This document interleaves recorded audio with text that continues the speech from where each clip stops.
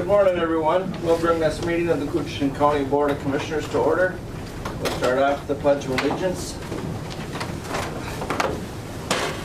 I pledge Allegiance to the flag of the United States of America and to the republic for which it stands, one nation, under God, indivisible, with liberty and justice for all.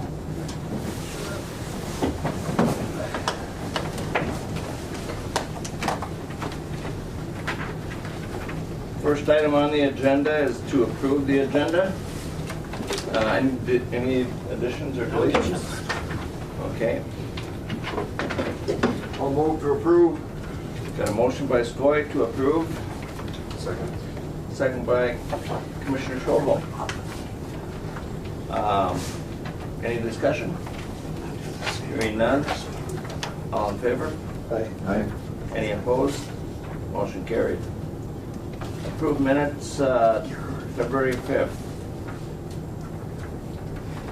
Move. Motion by Commissioner Pavlik.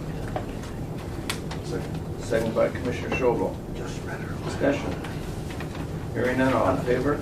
Aye. Any opposed? Motion carried. Personnel business. First of all, we have a notice of temp hire. Administration consultant.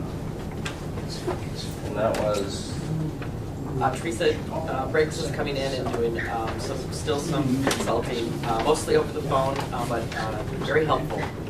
okay, it's great. What's she consulting? We had paid her that she had done work consulting with the board.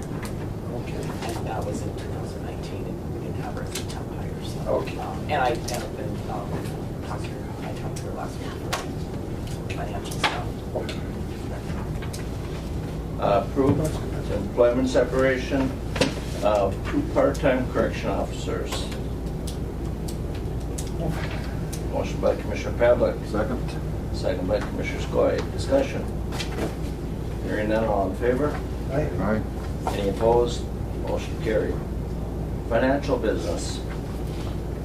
Somebody else gets to approve the claims today. No one can do it except you. I know what we're gonna do. You may have to step down. Well, I think it should be Jason's position. Okay, I've got a motion by Commissioner Schobel to approve the highway claims, courthouse claims. Second. Got a second by Commissioner Pavlik. Discussion.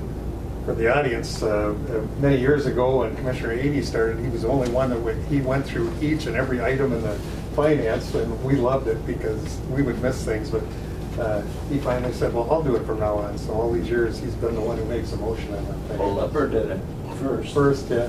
And then when he left, then I started. We haven't caught you on anything either. You've done a good job. Well, I've tried, so. Okay, I've got a motion and a second. Any discussion? Hearing none, all in favor? Aye. Any opposed? Motion's carried. Approved ratification of warrant 23506. Got a motion by Commissioner Schobel. Second by Commissioner Skoye. Discussion. Hearing none, all in favor? Aye. Any opposed? Motion carried. Adopt resolution to support Pollard's Ski Club federal recreation grant. This is a Come on up. This is a pass-through grant. Well, I guess. We better talk to these gentlemen and see what we should do. They've worked awfully hard on these things, I can tell you that, so. Well, I'll let Burgess talk about the grant a little bit, but we currently own one snowmobile and we groom with 2 machines. We have a private machine that we groom with, and we use personal machines for our fall maintenance. So we're looking at buying a machine that we can use year round. Burgess. This is a typical federal recreation trail grant, and we've used these before for equipment. It's a 75%, 25% The club has made arrangements to borrow the upfront purchase price, and we have on hand the cash for the 25%. So financially, we're all set to go. We have no idea whether we'll get the grant, of course, but we're going to apply for a tracked side-by-side vehicle with a cab. And that way we can use that for grooming. It's better than a snowmobile. But we could also use it then all summer and fall for hauling our mowing equipment and clean up back on the trail. Just, what dedication, using their own personal equipment to groom these for the public benefit. I mean, I can't say enough about that, but I mean, you're both outstanding citizens here anyway. But I just wanted to make sure you folks get some recognition for all the hard work you put into this. Well, thank you. Of course, retired though, so time to... That's right. Yeah, you two have a relationship. Yeah. Well, I'd be glad to move on that, Mr. Chairman. Got a motion by Commissioner Pavlik, second by Commissioner Skoye. Discussion. And will you keep us informed then? And Sure. Yeah. You hear things, let me know what's going on there. If there's anything we can do to keep this moving. I think June is their decision date, so we're a ways away from that. Well, we need it. It sounds like your snow machine's not going to make it another season. It's not going to make it another day, Wade. It's on the trailer right now. Yeah, they've both put in a lot of time on the ski trail, so Thank you. bog walk and everything else, so. And thank you guys for everything you guys do. Thank you. Well, thank you guys for this support. Okay, I've got a motion and a second. Any further discussion? Hearing none, all in favor? Aye. Any opposed? Motion's carried. Thank you, John. That was quick and short. Yeah. All right, thank you. Consider letter of support for Voyager Country ATV legislation. Morning, Commissioners. Gentlemen?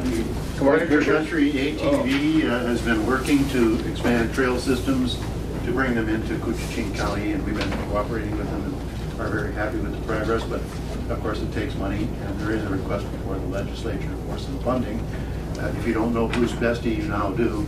Bruce has been in St. Paul lately more than he's been home, and so... Metro Mallard, huh? Something like that. He can tell you more about the legislation and the support we're seeking from them. Okay. So I thought I'd just give you a real quick update to our club, because we've met with you probably a year and a half ago. We got a project here. We're going to build this bridge this summer. I just looked at an email that I received this morning. We got our final permit from what's considered Bowser. Last week, Army Corps of Engineers gave us a permit, so we just need to finalize our wetland permit. Our plan is to go out to bid on this project next week with the idea to have this thing constructed and completed by the end of August. It's a $1.2 million trail extension and bridge across the Vermilion River. We also this summer, it's fully funded. We got also fully funded $580,000 trail extension between the resort community Crane Lake and Vermilion Falls. That'll also include a bridge, a 250-foot elevated boardwalk. Both these projects are going to enhance the snowmobiles and for the ATVs. So currently we're down at St. Paul looking for additional monies to grow our trail system. And so we are down things that don't concern you so much, but House File 403 and Senate File 1049, we testified. We're looking for $600,000 from the dedicated account, which is ATV licenses and gas tax. And that's for $100,000 to do an environmental assessment worksheet, which we're going to need to do before we can grow our system any further, especially when we start talking about coming up this direction. It'll be a lot of water.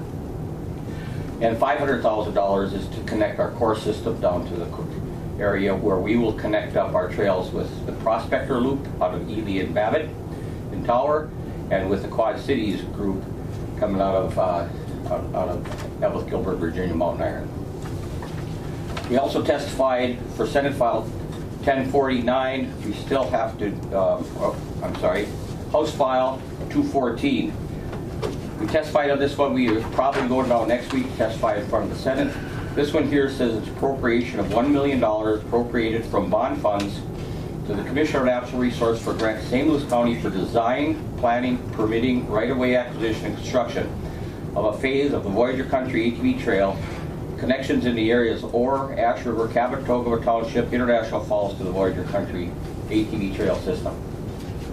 So we're down there now looking for $1 million in bonding to start the process to come up to this area.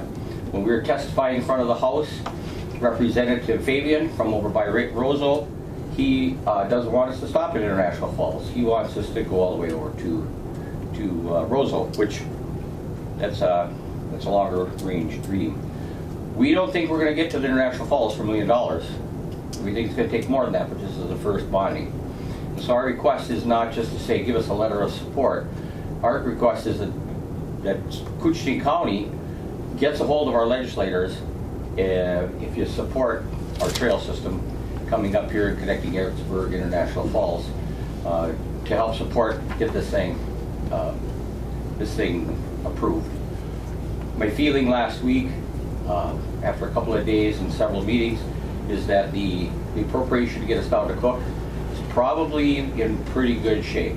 It's not a bonding year this year, but doesn't mean they won't do some bonding. But anyway, we have another hearing coming up, and we'd like to have a little bit more than just a letter of support, but some action. I'll tell you, I don't know the trail system up here. We're going to need to get some folks from International Falls, Capitoga involved in building this alignment so we can have a little better story to tell as we go forward on additional funding.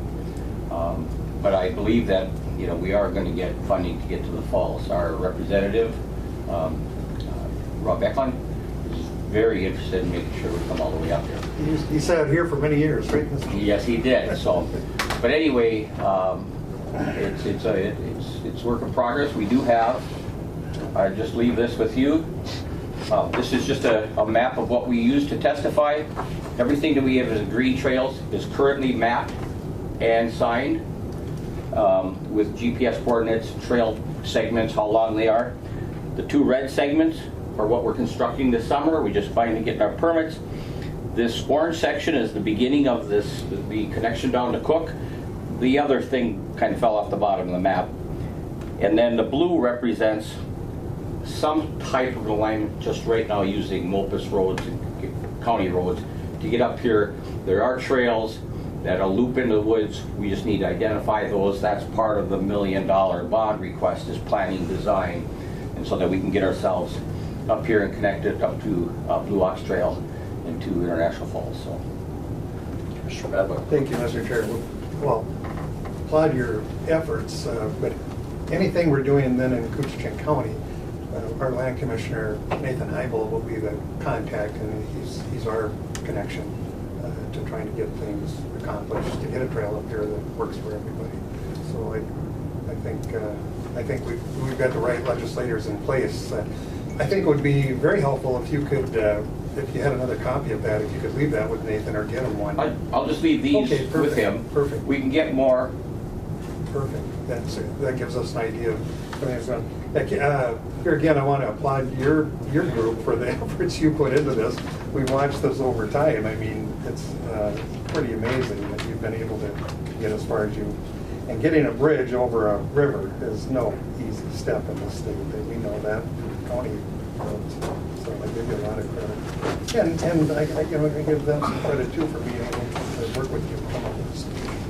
So I take it this is exactly what it will look like then, right? This is the rendering. It's going to be a 185-foot single span. We couldn't go into the river. Okay. If you look at the next photo, it's where there used to be the railroad trestle back in 1911 or whatever year that was. So we're preserving all the historical underneath it. The bridge will be 10 feet over medium-high water. It's 185 feet long, single span, 12 feet wide. So it'll handle groomers and the snowmobile traffic. Just last week, the Crane Lake Snowmobile Club bought a new groomer that'll fit under that bridge. And it's going to be really a nice connection between Elephant Lake and Echo Lake. Right now, that is not a granted aid snowmobile trail. It's about 16 miles, I'll say. We are going to apply, once this is built, for granted aid for snowmobiling and for ATVs so that we can maintain this bridge. interior height is 12 feet. Then if you take a look at this other one, there is, on this bridge on both sides, this is a 6 feet by 18 foot overlook on both sides of the bridge, so you can stop and view the river, maybe catch a walleye in those pilings. So it's going to be a pretty cool project. But we've been awarded $2 million to date to build these projects out. Looks like a pretty nice bridge. It's going to be awesome. It'll be a feature for ATV in the state of Minnesota. I would just add, if I could, Mr. Chair, in reference to former Representative David Dill. I mean, he was a big fan. We miss him. Oh yeah, he would like this project. Oh, he'd love it. So, any other questions? I just wanted to add to your concerns. We've kept Nathan in the loop of the information as we progress with the plans, as well as Craig Halla from Morplis. Great. And in terms of the club, every time I had the opportunity to bring forward the concerns of these roads are for logging needs the right of way, they're to bring logs to market and that type of thing. And I make sure that everyone's aware of the lifeblood of Chief County being the forest products industry. But we do need ATV trails as well for the recreation and connecting to the Blue Ox Trail, who will bring us to the North Lome area, and they have some nice connections there that can bring you into Itasca County. And going to Roseau is no problem, I'm okay with that. And I was going to throw in about the bridge. This is going to be a key way of bringing people from the Evie and Iron Range area into our area, or God forbid, people from our area into those areas. Well, Dan Fabian's been good to work with us for this too. So. Two quick comments. St. Louis County is now our fiscal sponsor, and they are going to sign land use agreements for our infrastructure. The other one is I also co-chair a committee called Northern St. Louis County Trails Task Force. And part of that task force is our initiative to connect up Grand Rapids to International Falls to Ely to Grand Marais, interconnected ATV trails where you don't need a truck and trailer to get between those communities. So that's another effort besides. We're one piece of that effort. So we are not forgetting you folks up here. All right. Okay? So, any other questions? Okay. Do I have a motion on that? Yeah. You do not. Okay. Wishes of the board. I'll make a motion. Got a motion by Commissioner Skoye, second by Commissioner Schobel. Further discussion? Hearing none, all in favor? Thank you. Any opposed? Motion's carried. Thank you for your time. Thank you, guys.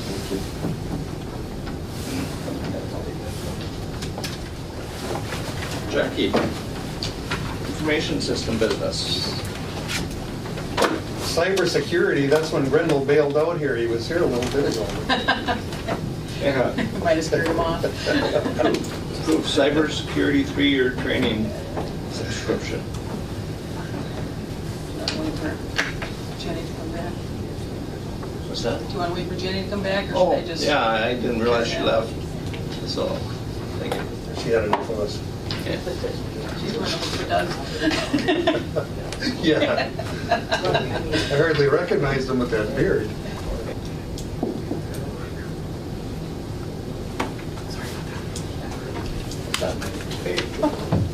Okay. So, this RBA, the primary reason I'm bringing it to you is because I'm actually looking at a multi-year subscription.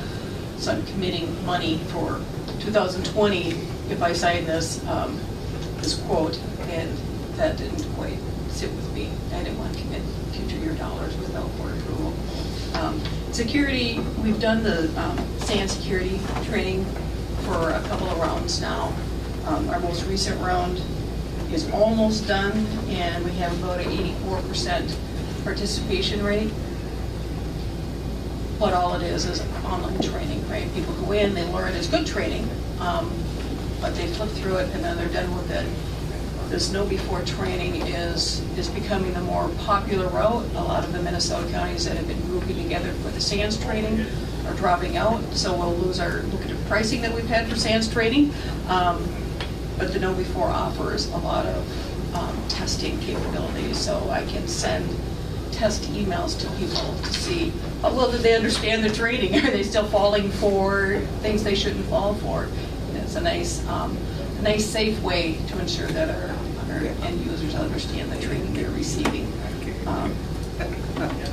It is a little more expensive, but I think you get what you pay for it. And I'm looking to buy in for a 3-year contract, 3-year subscription, total cost of $3,357.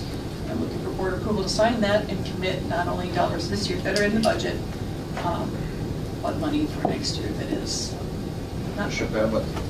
So just for our information, are we eligible for all the discounts that were listed here? Yes, yes. So our starting point was significantly higher, right? At the base rate, without the discounts that have been negotiated by MCCC, our bill would be $5,000. So we have a significant savings. And MCCC did negotiate a discount above and beyond the government discount that before offered. When I saw the trend of people leaving, I actually contacted them before and said, I think you need to work with MCCC because we need a better deal. And it worked for all the Minnesota counties. How many counties participate in that right now? Do you know? I don't know. I don't have actual counts on who's participating. We have, I think, 65 participating in SANS. Most have indicated they're leaving the SANS training going to know before. So if that holds true, we'll have at least 65 counties using the know before training instead. Okay. Commissioner? Yeah, Jack, you said this is $3,000 over 3 years? Yes. In essence, so Yep. $1,000. Yep, about $1,000 a year, a little higher than that. Commissioner? But we're going to fund it over 2 years, right? But we're funding it over 2 years, this year, next year. So we're not committing a future board because our board is still being. Right. Yeah, I Right. know, Yeah. but there is a thing though where the way you and I are not cyber literate, but I mean, the thing is that for that to help secure the system, I mean, it's something I can't see us not going for. Sounds like a motion to me. I'll second Wayne's motion. Yeah. That kind of sounded like it was getting there. Yeah, I was working into it, You yeah. snuck up to it. Okay, I've got a motion by Commissioner Skoye, second by Commissioner Pavlik. Any further discussion? I'll only say this, you were right. What about being cyber illiterate? What is it? Cyber, I don't, anyway. Well, it's a cyber. I know nothing about it, so I have to trust Jackie on this one. Okay, I've got a motion and a second. Further discussion? Hearing none, all in favor? Aye. Any opposed? Motion is carried. Thank you, Jackie. Thank you, have a good day. Okay, you too. Tom, auditor treasurer business. And someone new to pick on here. Yeah. Well, I started in our we have a lease that's up on a copier in the auditor's office, and we have a lease that's up in the mailing machine. So I checked some prices and basically have similarly priced items, similar leases. Pitney Bowes is going to be the same. I talked to representatives from there and representatives from Neo Post, which is the other major deal. I talked to Bob. And we've had good luck with our postage machine, and we seem to have good service with it. So I'm proposing that, I'm recommending that we go ahead and lease a new Pitney Bowes postage machine. It's very similar to the one we have, very similar cost structure. And then the other motion, I don't know if I go through them one at a time here, but Yeah, we'll do one at a time. okay. First one's to approve a 5-year lease with Pitney Bowes for a postage machine, right? Right. Notice of hire too. Yeah. I was gonna bring that up, but started talking about the. Maybe that was the first one. I'm sorry. Yep. I see we're bringing Bob in as a consultant for you for a little bit. So, any idea what kind of length of time? I don't. I'm thinking in an interim basis here, it will be, maybe 90 days. But frankly, with some elections coming up, I'm thinking that, you know, I might have to revisit it, but it might recur with some of the election stuff. Yeah. There's a new presidential primary this year, and as you guys are probably aware, so where we'll have to run another election.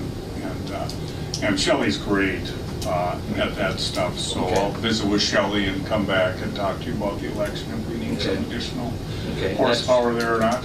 And that's just a notice, so, okay. We had that in the budget. No, we did not, but we have a little bit of contingency if that department needs it. The most that he can make is like 5,100 for para, so we'll see how that budget, we'll watch it. And I do have a little bit of contingency that if we need it. Well, if I could, Mr. Chair, I for one am thankful that he is willing to come in and help out, and Yep. couldn't get anyone Yep. better, and it's certainly going to be needed, this, especially this first year with all the things we've got going. So that's great. Yeah, 5 for 2. Okay, now going back to the postage machine. Yeah. Motion of the board. Move. Got a motion by Commissioner Pavlik, Second. second by Commissioner Skoye. Further discussion? Hearing none, all in favor? Hey, Any opposed? Motion carried. Replacement of the copier. The same deal on the copier. The copier lease is up imminently, and I talked to representatives of Xerox and of a firm called Marco, who handle Conica Minolta. The last 3 copiers we purchased apparently were, or leased, were from Conica Minolta. And their rep is here weekly. And again, I consulted with Bob, I talked to these 2 folks, and the copier cost would actually go down by about $4. It was $181, now it's $177 per month. Heck of a deal. Similar machine, similar capabilities, but it's from a Xerox to a Minolta, and my focus was frankly a little bit on service, making sure that people were here and knew us, and Bob was good with that. So I leaned on Bob, and I talked to some other folks too. Was the past lease a 5-year lease also? It was 4, It was 4. yeah. Okay. So this is probably a little bit better deal. Yeah. Probably why we get a little bit more cost. Yep. Wish of the board? Move. Motion by Commissioner Skoye, Second. second by Commissioner Schobel. Discussion. Hearing none, all in favor? Aye. Any opposed? Motion's carried. CJ, I'm sorry, yes. And follow Tom on that special election. I'll be back. I gotta I was jump talking to AMC, Matt Gilbert, and they were having a meeting on that, on trying to get that, because that's really very succinct down there, that new proposal for that primary election. Yes, I just came back from the county officer, Minnesota Association of County Officer meeting, and that was a big thing on their agenda. And, you know, kind of the best laid plans. The counties were supposed to be held harmless, but the way it looks, it's not looking that way right now in terms of the cost. And most of the auditors down there said that they're budgeting 50% more for that year for elections than they did for 2018, because it's a whole 3rd election, and the rules are different. And the remarkable thing to me is I don't think those primaries are binding, are they? I think on that, maybe they're not like a caucus. Yeah, they're not like a caucus, but the caucuses, I think, isn't the cost of a caucus borne by the party? Yeah, it is, The yeah. cost of the primary is going to be borne by the county and reimbursed by the state, but I think the state only gets like $150 per precinct. They're doing some of the mailing and things like that, so just some interesting stuff. I don't want to take much of your time, but What Black at AMC was, the biggest thing was, everyone's upset that the political parties have got their fingers on your voting. And that's the biggest thing, and I don't think there's any reason that any political party should know who you vote for. there's a privacy issue. You have to request a ballot. They can't be on the same one, and remarkably, Wayne, they have 2 new major political parties Yeah, that we'll have to send out ballots to as well, the Cannabis Party and the Marijuana Party or something like that. So, and now the 3rd one starting down there is that there is a DFL breakoff happening too, so that, I mean, it's not an official party, but they are starting to caucus together Yeah. in a different deal, so we might see quite a change in the political parties.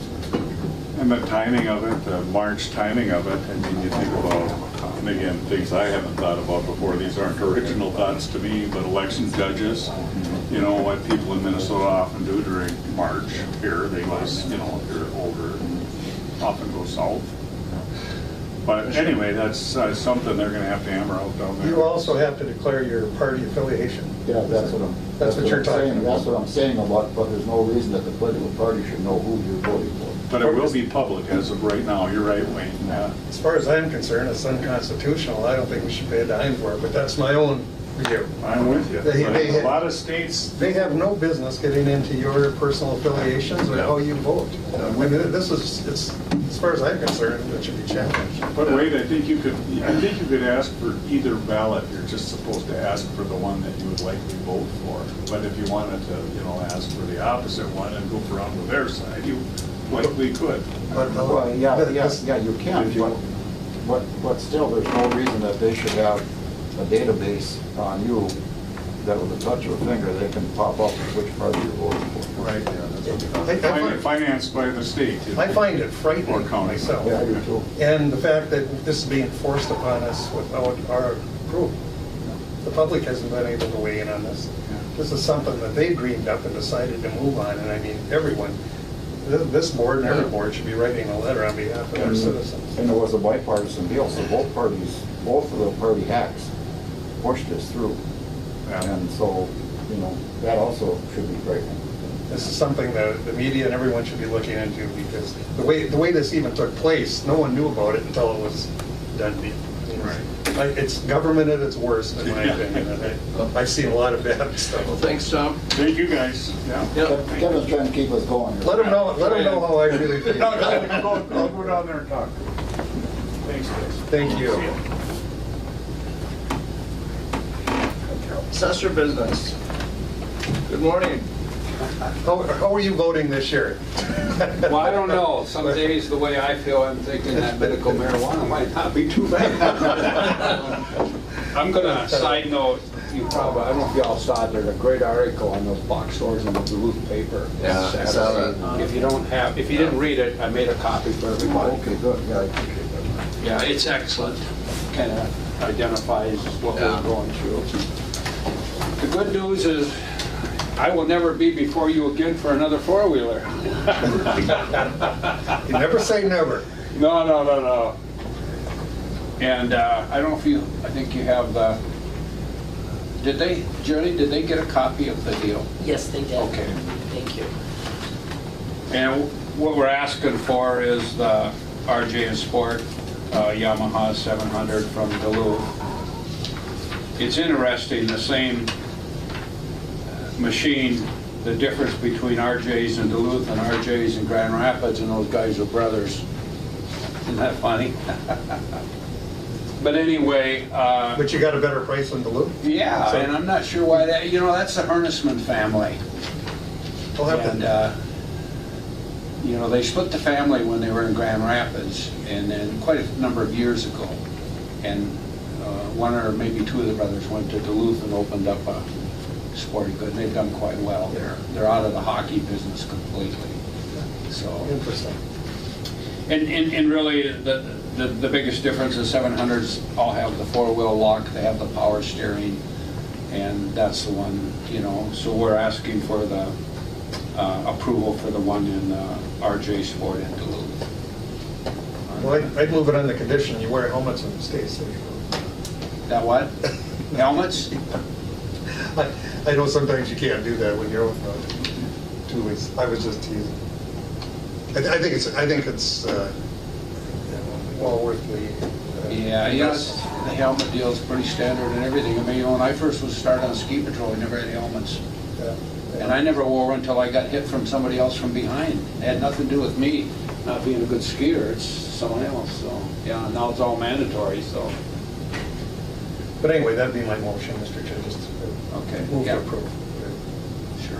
Got a motion by Commissioner Pavlik to accept the low bid of RJ Sport and Cycle from Duluth. For the Yamaha 700, yeah. Okay, yep. Got a motion by Commissioner Pavlik, second by Commissioner Schobel. Discussion. Hearing none, all in favor? Aye. Any opposed?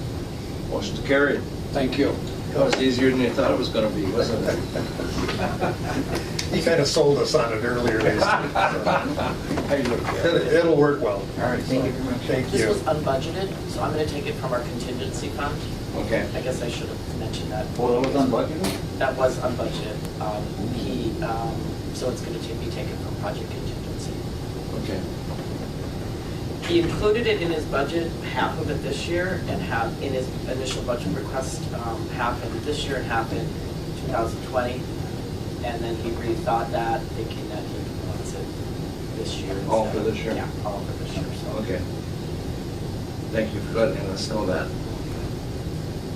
Highway business, Joel. Good morning. Good morning.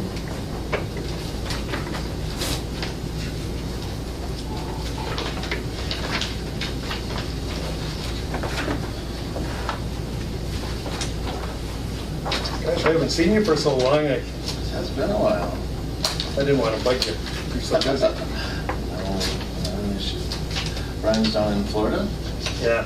Well, he's in, where's Brian? Carol, he's in Kansas City. Oh, he's on his way. No, he's in Arkansas. Arkansas? Oh, yeah, he left us in Minneapolis and was gonna make it Sure. to Kansas City that night on the way to Arkansas, that's what it was. Anyways, well, it's not much warmer there than here. That would be a little better.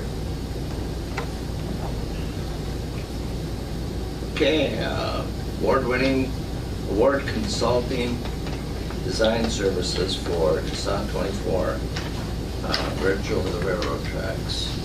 Right, back in, I think it was December, it was either November or December, we came to the board, we talked about the proposed bridge over the CN tracks as a project. We also talked about the proposed extension of the Van Linn Road to join with Trunk Highway 11.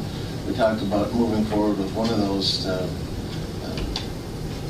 I guess, get that shovel ready, get that plan done and on the shelf. At the time, I think the recommendation was to move with the bridge at this time. We certainly aren't forgetting about the road, but I think we were going to take the first step with the bridge. So the board authorized us to hire a consultant or solicit services from consulting firms to help with that bridge. So we did that. We contacted State Aid in St. Paul and State Aid in Duluth. We have a couple of resources. Certainly Duluth is our main State Aid engineer, but in St. Paul there's a State Aid bridge engineer and then there's the MnDOT bridge engineer. So we have kind of 2 or 3 folks we can go to try to figure out the best way to hire the right bridge design consultant for a particular project. We got some sample requests for qualification documents from MnDOT, and we got several sample requests for qualifications from several counties. We were specifically looking for RFQs, requests for qualifications, on folks that had to design a bridge over a freight rail, a Class 1 freight rail. And then we even narrowed it a little bit to try to find folks that had designed bridges over the CN. Certainly there's a lot of bridges over the Burlington Northern and Canadian Pacific, et cetera. So we issued a request for qualifications, and we received proposals back from 4 firms. We scored those proposals on a 100-point scoring system. I think everybody got them electronically, maybe also hard copies because it was kind of a big, complicated form. So we tried to really pull apart the request for qualifications and be sure that we were doing an objective scoring based on what firm we thought had the best previous experience that would help get this bridge designed to our satisfaction, to State Aid, to MnDOT, and also to the railroad. So there's a lot of stakeholders here. The scoring forms, I think, were in the packets. We identified LHB as our top scoring form. LHB actually has a lot of experience doing bridges over CN railroad tracks. Some of the other firms had good experience also, maybe bridges over the Burlington Northern, bridges over other freight rail owners. I think LHB seemed to have really good relevant experience getting over the CN tracks. We actually talked to CN also. They weren't part of the scoring, but we asked for their input on firms that they're used to working with and pleased to work with, and LHB came up there too. We had a separate folder in our RFQ. One folder was for the technical proposal. Everybody had to submit a technical proposal. In a separate folder, we asked them to submit a cost proposal.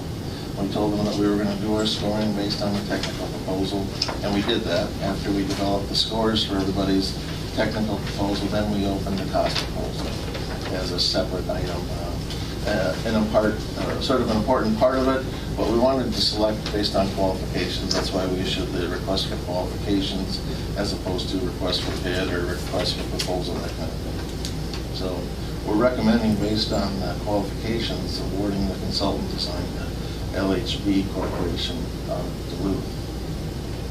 But we also have cost information that we could share if you wanted to review that as well. Well, I think we should get the cost information. Okay, cost information, there was, we have handouts if you want handouts. Or we can read them off. Yep, four numbers. The costs range from $282,000 to $467,000 for the four firms. When I add those four up and divide them by 4 just to kind of find an average, the average is $401,000. Again, the cost is $282,000, $386,000, $470,000, $468,000. LHB was $386,137. So again, LHB, not the high, not the low. We weren't endeavoring to select the low bid designer. We were looking to find the best qualified designer. So certainly, in this case, LHB was not the lowest bidder, but we did think they were the most prepared to help us get the bridge designed. So that's the cost information. Mr. Pavlik. And I can see that they scored high in most things. So one item caught my attention, and it was on, it's on this one with the full page. Yeah. So, yep. And on the second page there, under towards the top, detailed work plan, project schedule, and demonstration of the technical competence. And they're right in there, but the 4.2, clear identification of roles, responsibilities for the consultant, owner, and agency for each task. I noticed they scored low, and that's, only that caught my attention simply because we're having some of those problems on our wastewater project. And I was surprised that on that one they were lower where they were so high on everything else. Well, you see under the one column to the left there for 4.2, that's sort of the scoring criteria, clear identification, roles and responsibilities. There's a maximum of 4 points available for that, for 4.2. And they scored 2 then, right? No, they got I'm reading 4. it wrong then. They Okay. got 4 points. Okay. And then moving across, SRF got 3, TKDA got 4. Okay. That's, yep. So they got- theirs is in dark print, so I thought it was the next one, the 2. So they did, certainly there's a few places where, TKDA is a strong bridge designer, a lot of bridges over the Burlington Northern, but in our case, again, we're dealing with the CM, so Yeah. that was something that we weighed in on. Relevant experience, I think. There's a lot of agreements. There's the technical design of the bridge has to get up and over, but there's a lot of agreements with how to stage the construction, a lot of paperwork associated with getting CN's consent on the interim project and on the final configuration of the bridge. And so I have observed that LHB has a good history of getting those agreements with the CN in a timely fashion, so we hope that that would help to expedite the project. Does each railroad have their own guidelines for putting a bridge over their railroad? They do. And right, and certainly the final configuration is important, and they'll give you documents. The bridge has to be 23.5 feet above the top of rail, has to be so far off the tracks, that sort of thing. But the whole construction staging, how you're going to occupy their right-of-way to get the bridge built, they also have I would say each freight rail company has their criteria. MnDOT just went through it on the Trunk Highway 11 bridge over the CN tracks in Rainier. But LHB did not design that bridge to my knowledge, but LHB has done several other ones over the CN, so, we thought that was relevant. Commissioner? So, Joe, we need this work done, we need a design before we can actually look for the funding. And obviously, the state is going to be, I've always argued or felt that there should be federal participation in this project because of the unique nature of it. And transportation of goods and services in the United States is a federal issue. And we're in a unique situation where homeowners are held out. So I'm hoping that when we get that information, we can start working with the legislators in Congress to try to get some dollars. Agreed, and it's a good point. I think we're not saying that by moving ahead with the plan design that we're going to stop looking for outside funding. I think we look at it just the opposite. We think having a plan and having a project shovel ready, having a final design which will let us zero in on how much right-of-way we need, we think those allow us to score better when we're pursuing outside funding. I think there was 2 places we came up a little short on the build application. We did not have a right-of-way secured, and we didn't have the plan done. We were not shovel-ready, as they say. So I think that having those 2 items in our back pocket position is better to secure outside funding, and or state funding perhaps, earmarks, etc. But I do think it helps for outside funding like federal funding as well. We're fortunate that former Commissioner Stauber, now Representative Stauber, on the Transportation Committee, so I think that keeping him informed would be a good idea as we move through this process and see if there's any avenues he can work with. And I did talk to his liaison after you and I talked after the last board meeting. Okay. So he said that the first time I got an email back saying, this is Representative Stauber, and the second time we actually talked, and we're going to get together and go through the priorities to the county and so on. So he was trying to get his feet under him a little bit, but very willing to meet whenever we want to meet. Okay. He's a great person to work with. Has CN given you the information on their right-of-way and stuff like that? Because I know for a while they were being sticklers on that. Right. I don't think we have anything official from CN that would say here's how much right-of-way they have. I think that we have made assumptions about how much right-of-way. When we submit a preliminary plan to the CN, we'll ask that that'll be one of the items that they review. And I think that is how we will get that information out of the CN in the form of a plan review.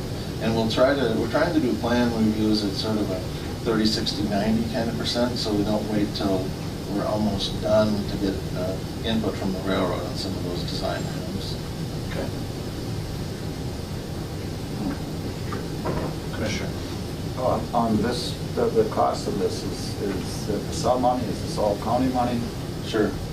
Good point. Right. It is all eligible to come out of our CSAH construction fund. Mm-hmm. So it's no doubt it's expensive, but it is no out of pocket. We can use any of our CSAH construction dollars. If this costs us $350,000, let's say, that takes $350,000 away from what we could have spent on some other road or bridge project, but it also means we can use state aid dollars rather than local dollars. I should say that in this number, there's about $100,000 worth of geotech, so the soil boring, the recommendations, and so on. We asked that this was another state aid recommendation. We could have hired the geotech directly through the county, but the recommendation was to let the bridge designer hire their own geotechnical consultant, and they're sure they get the information they need to do their bridge design. So the sub-consultant geotech work is within the LHB number, just so you know. Is that part of their bid? Yes, it is. Okay. Yes, it is. Well, Mr. Chair, I'm willing to move this just to get you off my back for the last 18 years or whatever. I have 16, question. yeah. Okay. I have another question. On this proposal, how long is this proposal good for? I mean, if they do this bid proposal and the state or the feds tie it up and tie it up and tie it up, are we going to have to do another one if we ever get the money in 2 years or 3 years and redo this, or is this going to be so long-term? Sure. No, really, I should have brought it up. It's an excellent question. The schedule has this work being done the end of 2019, early 2020. So it has us wrapping up the plan in early 20 so that we could bid in early 20 and we could start construction in 20 if we wanted to. If we don't have funding in place, then the plan sits on the shelf. And it is possible that over the course of a couple of years, if it sits on the shelf for a couple of years, MnDOT could change some design standard, there could be some nuance. It would mean, I think, that you'd have to revisit a small part of the design. It could be the specifications, it could be, instead of saying the 2018 version of MnDOT specs are valid, now it's the 2019 or 20. But there is the chance that some design element, some design criteria that MnDOT holds could change. I would say that it would be only a small part of the plan that would require being updated. It wouldn't be like you'd throw that away and have to go spend this chunk of money again. It would be a small update, I believe, but it is possible. Well, my worry was not so much MnDOT. My worry is the wild card out there with the railroad. Is the railroad going to, if we do all this, and have it all in place, they're going to come and say, no, we don't like that now. We're going to have to do, we have these changes. And if we're looking at a few years down the road, I mean, is there some way that we can make sure that this plan or proposal is going to continue to be viable in 2 years? Well, I hear what you're saying. I think the best way to flesh out what the railroad wants and requires is to force that conversation. You know, if we can advance a plan and a design that requires approval from the railroad or invites review and approval from the railroad, in my mind, that's the best way we get them to come to the table and weigh in on what they want. I don't envision the scenario where we're in 2019, they approve the plan, and in 2020, they unapprove the plan. I don't see that. I don't see their criteria as likely to change as MnDOT's criteria could be tweaked, I guess. The agreement,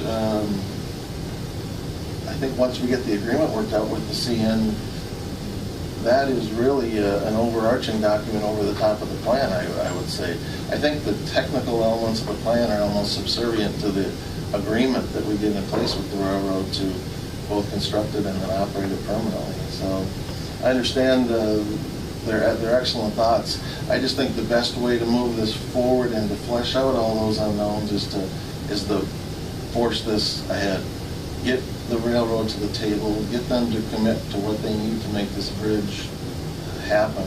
And I think they're highly motivated to get the bridge. Nobody wants the bridge more than them, I believe. They want. I do. Understand? Well, that was, you went right into my next question. Does the railroad really want the bridge? I believe they absolutely do want the bridge. The railroad wrote a letter of support with our build grant. They were very glad to do so.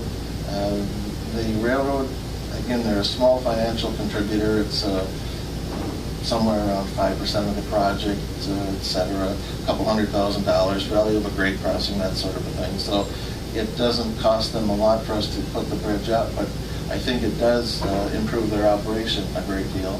I think they will be a good partner to help us get this done and get that bridge up. I think they're highly motivated to do that. And federal funding, they would be, I know they'd be a partner in that. Are both ends of the bridge on railroad right away? Well, actually, all we do, we clear span the railroad right away. Okay, so both ends, and then other than whatever is in the middle is the only thing that's on railroad right away, so they're not going to. This does not impede the railway as far as our traffic, so. Right. So, right, let's say it's 100-foot long right away. The center span of the bridge is like 120 feet long. Okay. So the nearest abutments or columns are outside of the railroad right away. Okay. All we are is in their airspace.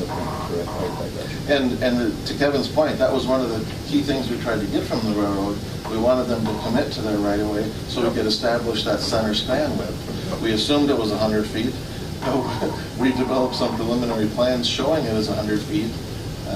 And the railroad has kind of reserved their final review on that issue, I guess. Yeah. I think we'll flesh that out. And is this built to a 10-ton specs, or is it built to a lesser? The bridge itself, 10-ton plus, yep. I think it's the road, we have some choice on the pavement section for the road, but the bridge, absolutely, it would be equivalent to a 10-ton standard, yeah. There's little nuances with the road, how much sand, how much gravel, how much asphalt. That could be a 9 or a 10-ton design. Yeah, right. But absolutely, the MnDOT standards for bridges are very conservative. So in terms of sort of a road classification, 10-ton, the bridge would meet that. Okay. Sure. My only question, Joe, would existing design allow for the future expansion of the rail there? In other words, another track or those types of things? Because the amount of traffic coming in through right here is going to continue to grow. So. Well, and an excellent point. What CN could come back and say, yes, we will agree. We have 100 feet now. We're trying to buy 20 feet on the west side. So we'd really like the county to recognize 120 foot of right-of-way and make your center span accommodate 120 foot of right-of-way. That could come up. It hasn't come up yet, but we know they bought the property in the northwest quadrant of the intersection, and they were going to lop off the eastern edge of that private property and add that to sort of their siding yard area. They haven't told us anything about at the road proper, but during the review process, they could very well bring that forward. Then that was kind of my next question too, because then if that's the case, then that comes up partway through. So how do you amend this contract with the consultants if now we're looking at a bigger bridge? And I mean, I don't want to get too far into this and find out we have to scrap it and then start all over on our design. I think the consultant agreement is not predicated on a certain width of right-of-way for the railroad. They have to work with us to come up with a bridge that spans the railroad right-of-way. I think there's that flexibility built into the agreement.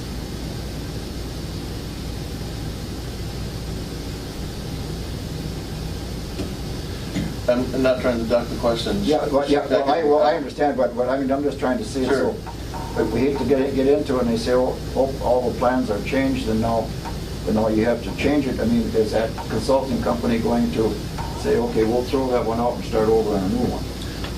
And dealing with the railroad over the years, my experience is that they're very good at getting part way into it and then changing their minds. One of the things we've talked about with the consulting firm is, we haven't awarded anything, of course, because we're coming to the board first, but we talked about a way to go at it incrementally. Let's say it's a $380,000 project, whatever.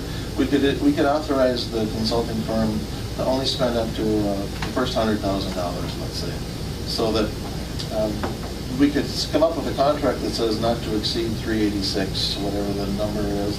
We're going to authorize you incrementally for the first 100.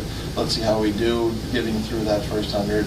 And we'll know that if this is the 386, this much is the 100. We'll be able to, I think, judge that when we've spent 100, are we where we should be in the progress? Are we here or are we here? The 386, it's a hard number to come up with because it's it's hard to dial in that scope exactly. We tried to dial it in as best we can, but we identified, we think we have this much work. They say that we think that'll cost $380,000.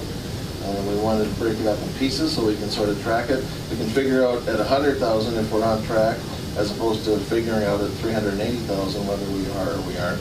So we're trying to kind of come at it in pieces like that. I know it feels a little squishy. I don't know how else to do it. We think we know how big a job it is. If we come up with some surprise, then I guess we'll have to come back and talk about it. But we're not going to turn them loose on the entire fee right now. We're going to go incrementally. I know it's a little squishy, but I don't know how else to do it. I think it's a complicated project, but I don't think we can have all the answers before we start. I think we can only get the answers as we progress through it. I don't want that to sound like a cop-out. I think that's the way it has to be. Actually, that was kind of the path I was going down. Is there some way, because I'm just really afraid that dealing with the railroad, things are gonna be changing a couple different times, and then you got the federal government. And so, you know, I didn't wanna have that, this contract said this, and, you know, how many changes are allowed or, and Right.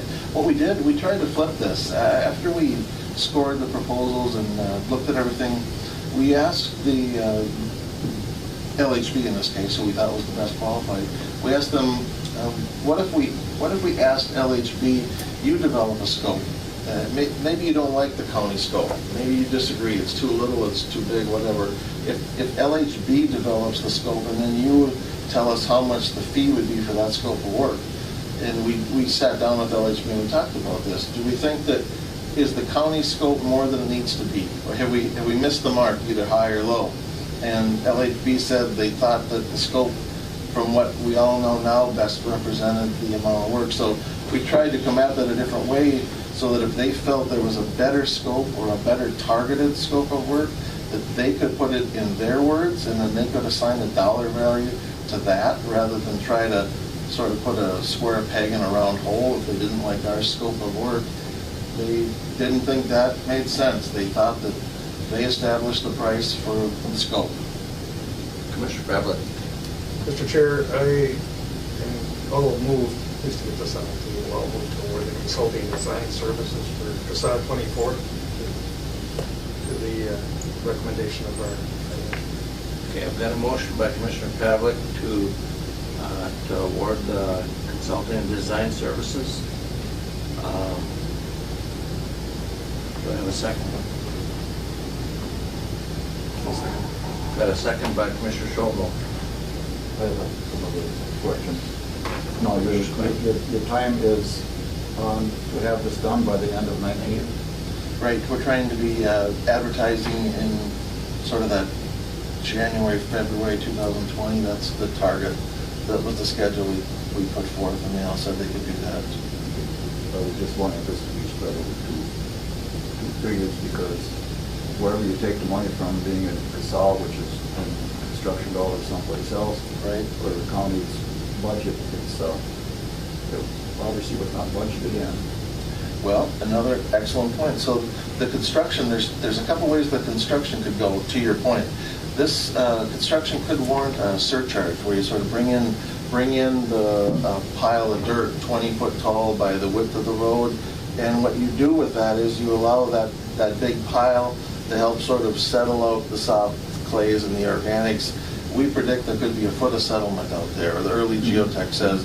So and I bring this up because if there was a surcharging contract, it would be such that in the fall of 2020, theoretically, maybe September of 20, you go out there, you build a big pile, it's a 1/4 mile long, it's 20 feet wide, it's 25 feet tall as you approach the rail corridor, sort of simulating the embankment that the road would take. And you do that on each side of the tracks.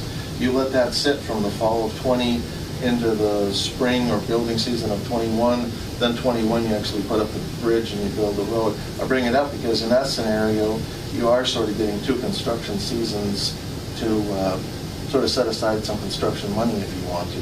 So I think we've talked to the board about advance encumbering. That would be one option. One option is you underspend in 1 year so that you have extra money in the next year. We're about a $3 million allocation. You know, if we think it's a $4.5 million job, if we spent half our allocation in 20 and saved and had our full allocation at 21, you could theoretically get your $4.5 million that way by inadvertently spreading it out over 2 construction seasons. The design is not sure yet whether or not surcharging is required. There could be other ways that you can treat the soil, deal with the structure, so that you don't have to surcharge in 1 season and then build the permanent embankment in the next season. We don't know that yet. We haven't done enough geotechnical work to understand that yet. In that scenario, we would certainly be short of construction dollars unless we're going to advance encumber or get some outside money. And I know we're going to continue to pursue that, but there are those variables. Is it a 1 construction year project, or is it a 2? Are we going to underspend in 1 year so we have extra money in the next year? Are we going to advance encumber? Are we going to get federal money? I know there's a lot of moving parts, but that's the best I know right now. Okay. Commissioner. Well, just right, and Pete Mikowski just returned here, but I mean, it's an avenue that we certainly need to talk to him about also. You know, if we're gonna use the monies we're talking about right now, it still takes away from other projects in the county. That's the other side of that, and so I still hope we can get some federal dollars in this project. And you know, Mr. Chair, I can't even begin to tell you how much work our highway engineer has put into this particular project, as well as many others. But this one alone, look at all the things we've been through over the years since he's been here. So I certainly want to support him. I think he's looked at all the options, and at this point, this is probably our only and best if we're ever going to get this done. And I know you're there. You've been pretty patient too. Most of the time, yeah. There's been a few times.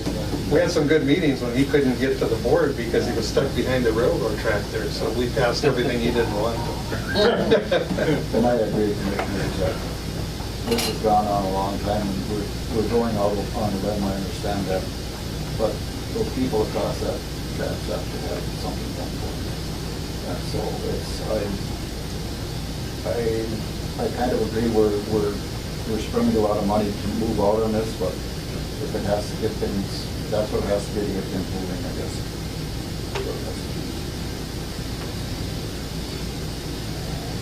Okay, any further discussion? All I can say is I'm glad Joel brought this part of it anyhow to the board. I guess that's my neighbors, my constituents, know that we are working on this thing. It's taking a lot of time, but it's, you know, going through a lot of avenues, so. And the geotechnical work, if this moves forward, it'll start this winter. We don't need to wait till spring. We'll be doing work out there this winter. We'll get going as soon as we can if this moves forward. Okay. There's been some flagging in out there, you know, with right-of-ways and well, I don't know if it's for right-of-ways or for. We did a wetland delineation on both sides of the tracks on the north and south side. You may have seen, could it have been that, or was it something different? I don't know. Okay. We had a lot of flags out there for wetlands. Would that be in the ditch? Yes. Okay, that's probably what it was then, so. Well, my position is we don't have wetlands. I'd have to say some of the higher ground around, I don't know. Yeah. It is amazing, I know. Okay. Any more discussion? Hearing none, all in favor? Any opposed? Motion's carried. Thank you. You have a happy chairman now, Joe. Very good, thank you. I won't be entirely happy until the bridge is done. Approve request to advertise for bids for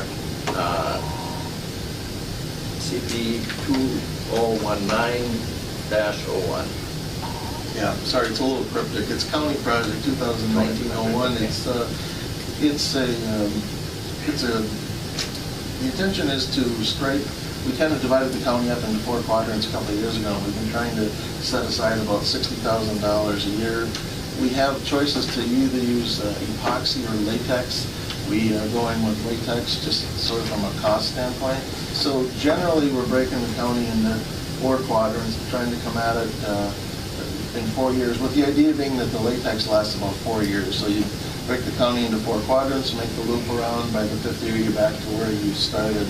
You could do it with epoxy, it's more expensive, but it's harder to come up with that money. So that's kind of how we're tackling this. So we have a list of about 10 stretches. It's about 80 miles around the county. We could go through the project specifics if you want.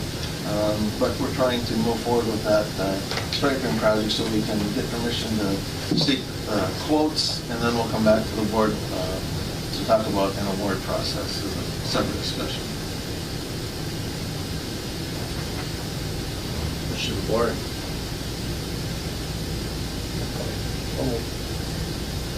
Got a motion by Commissioner Pavlik, second by Commissioner Skoye. Further discussion? Hearing none, all in favor? Any opposed? Motion carried. Approve request to advertise for bids for CASA 32. And this one, I could have been even a little bit clearer on the previous one. The county project number, generally we do that when it's a maintenance project, so there's no state aid project number assigned to that. This one does have a state aid project number. It's for us, it's SAP 036-632-011. So it's on Highway 32, the Black River Road. It's about 16 miles of crack seal and mastic repair. So we're asking the board for permission to advertise for bids. We'll solicit bids on that project, and then we'll come back and present the bids and make a recommendation on an award. So this process today is just to get permission to advertise for bids. Wish the board. We rebuilt that back in '92 when I first got elected, and before they put the pavement on it, it was this huge stretch of gravel through the middle. And we had people that actually thought that it was possibly an emergency landing strip of space. When they put the pavement down, I mean, it kind of narrowed it back. There was quite a controversy, and it was, a lot of people said, "What's the purpose with the traffic?" But the main traffic out there, of course, is commercial for logging industry. So it paid off well. But Doug Grindle was here earlier, just made me think of it. He got a lot of headaches when he brought that one up. But anyway, you need a motion? Got a motion by Commissioner Pavlik, second by Commissioner Skoye. Further discussion? Hearing none, all in favor? Aye. Any opposed? Motion is carried. Thank you. Thank you. Thank you. Thanks, Joe. Thank you very much. Land and forestry business. Thanks for your patience, Nathan. Yeah, no problem. Now we have someone we can pick on. Yeah.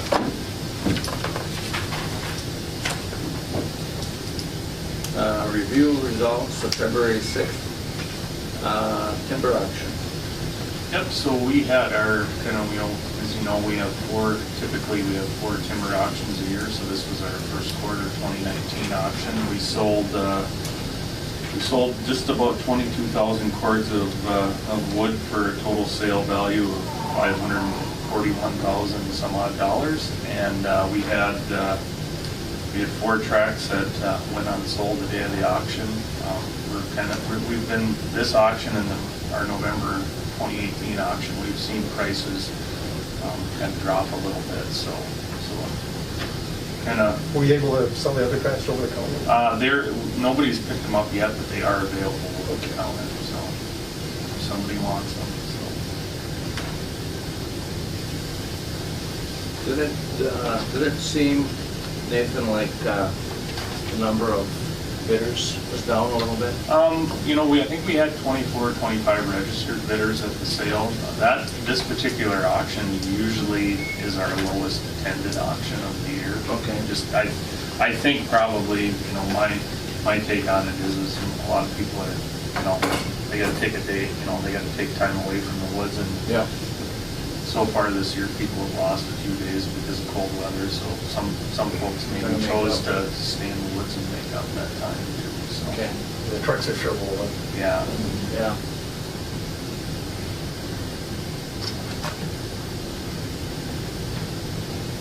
Any other questions on that?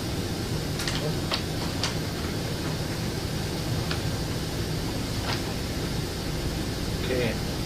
Approve request to seek quote bid for 4x4 extended camp pickup. Yep. You need to do that yourself. How many miles do you have on your truck? 240,000. Is that unbelievable? We'll have to get you to go out and bid on a truck. I had my other one selling at 260. That's amazing. So I still got another year out of this one. So almost this was budgeted. Yep, this is budgeted, yep. Second. Got a motion by Commissioner Pavlik, second by Commissioner Skoye. Discussion? Hearing none, all in favor? Hey. Any opposed? Carried. Thank you. Thanks, Nathan. Thank you, Nathan.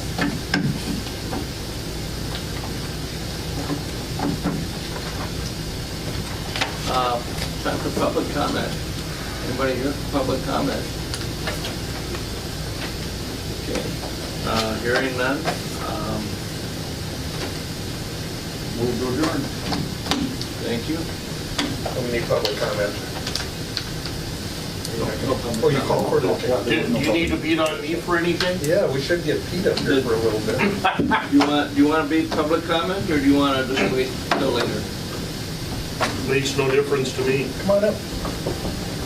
I don't know really what, You can fill us in. well, it's been busy, it's been crazy. We've been working on a number of things. Well, Pete, maybe you should introduce Pete too. Well, to the audience. my name is Pete Mikowski. I'm the North Central Regional Outreach Director for Senator Tina Smith. Okay. And some of you know me from previous lives as being a representative for Senator Franken and also being a staff assistant for the late Congressman Jim Oberstar. How many years were you Oberstar's assistant? I think about 10, just short of 10. Okay, I know it's... And 7 for Senator Franken, and now I think I've got like 19 years doing this. How did you introduced me once? What was that? That I'm Wade Pavlik's parole officer. Okay. We're in a big fancy. Yeah, I remember you doing that. Yeah, so, you know, with the partial government shutdown, the senator's been working on I'm going to call it a payback bill for the contract federal employees. It did not get included in the spending bill, but she's continuing to work on that. We're out there, we've got a pretty ambitious schedule for the next 2 years. The staff and the senator have, actually in the first 10 months of the senator's position, we went into every county in the state of Minnesota, either with the senator or by ourselves, and we plan to continue to do that, hold public meetings. We will work on certainly getting the senator up here to visit. Have some concerns with the community college here. With Senator Franken was very instrumental in getting the nursing program going up here, and I'm going to try to get over there. Or I know some of you've been involved in this since day one. Well, we've been funding it actually. Yeah, well, I know that. Yeah, and I know we got some federal money. Whether there's anything out there or not, I don't know what. Again, we've got some issues with the Boundary Waters and the outfitters. They went to a new computerized system which crashed. They're going to bring it back online next week. Just a lot of things, going on right now. We're looking at, as I mentioned, we were looking at insulin prices and obviously healthcare costs and prescription drugs, and of course the opioid epidemic and where that's going and where we can help. And obviously, Wade, I am, with veterans issues. So, I hope we can continue to get support for our railroad bridge. I know that's been I've been to a few discussions on that. I've talked to you quite a bit about that. Yeah, so, and that's, well, we all know about that. I mean, it's, and how do you get the railroad to move on that? And, Well, we did, and to that point, I mean, you weren't here for the discussion, but I mean, the railroad at this point seems to be cooperating, and we're going to be having more meetings with them. The bigger issue for us is, other than the county funding to build this unbelievably expensive structure, we just feel there should be at least some federal participation, because this is all due to all the consumer goods coming in from the United States, which is, to us, is a federal issue. To that end, I mean, we've had some participation. We've been able to help relieve the people of Rainier by building that other road. Right. Yep.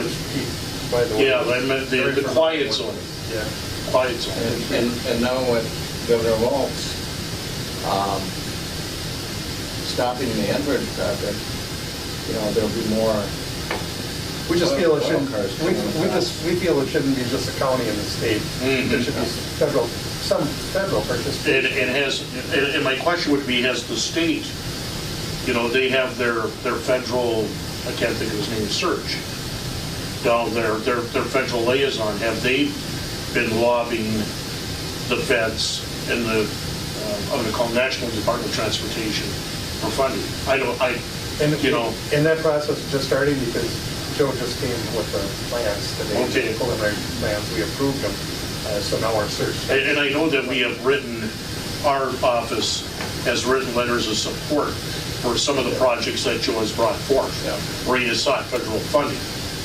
You know, and I don't envision that that's going to end. You know, I mean, that's kind of why I'm up here.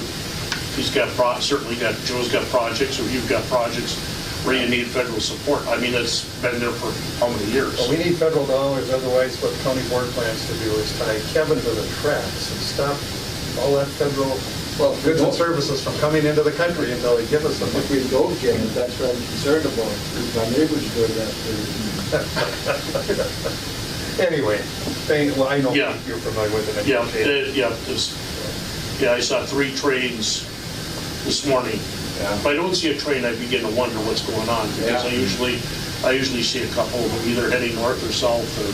Well, and the other issues, I mean, you can see what's happening with trade, and that port of entry is already the busiest in the United States. And the traffic's going to continue to grow. And we need to do something with it. That's why we approved this today. And now that we've got it moving, you know, we need to start. But I think when, you know, it's too bad Joe left, but I think you can certainly convey to him, you know, what I've just told you. You know, if you need help, just let us know, and you know, we'll certainly.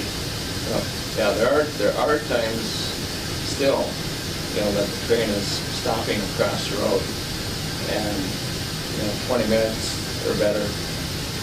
You know, if you had an emergency out there, you know, what's going to happen? A couple of them I saw today were pretty long, and I can just imagine that they were. 10,000 feet now. Yeah. 2 miles. Well, he missed an entire board meeting. Yeah. Especially in the winter. It was 20 below now. The brakes. Why don't you build a ramp that you can jump over the tracks? I've thought about that many times, You know. actually. Well, it'd be a cheaper option for us. Well, I know it's been a problem and an issue, and the bridge has been a problem and an issue, and the quiet zone was a problem and an issue, and we've been kind of biting off little chunks here and there, so. Anything else? No, that's our major issue. Again, Yeah. we're always in contact. You know, especially if those of you who don't know Pete, I mean, he's been at this as long as I have. He knows everybody, which is half of the thing when you're dealing with federal government, especially, and worked with Congressman Oberstar for so many years. And boy, in those days, we were able to, you know, he took care of us because he was chair of the Transportation Committee. But the nice thing about Congressman Oberstar, I can still remember we were out there on an issue, and it was something, we were looking at cold weather training out here for Border Patrol. we tried to push. Yes. And tried to get the cold weather, you know. But I always tell people a story, so I'm sitting there, he said, I need Homeland Security on this. You know, he always had his ideas. He said, wait, I'm going to meet with these other people, but I'm going to call our Homeland Security Director. I thought, wow, that's a lot of power. And Asa Hutchinson. Yeah, you said it right here, and I think Paul Neville might have been with me on that trip, or somebody was. Could have been someone else too. But anyway, to make a long story short, so we sat down. It wasn't 10 minutes, and in comes Asa Hutchinson, who's the director of Homeland Security, and he's a Republican. He quit his job in Congress, staunch Republican, to take this job. Well, he was a member of Transportation and Infrastructure. So I said, and he's got his bodyguards a little bit, and so I said, well, Mr. Hutchinson, how is it you, a big-time Republican, drops everything and comes running when a Democrat, Congressman Oberstar, calls you? And he said, let me tell you something, Wade. He said, when I started as a representative from Arkansas, I believe it was, he said, they put me on the Transportation Committee. I didn't know anything he said.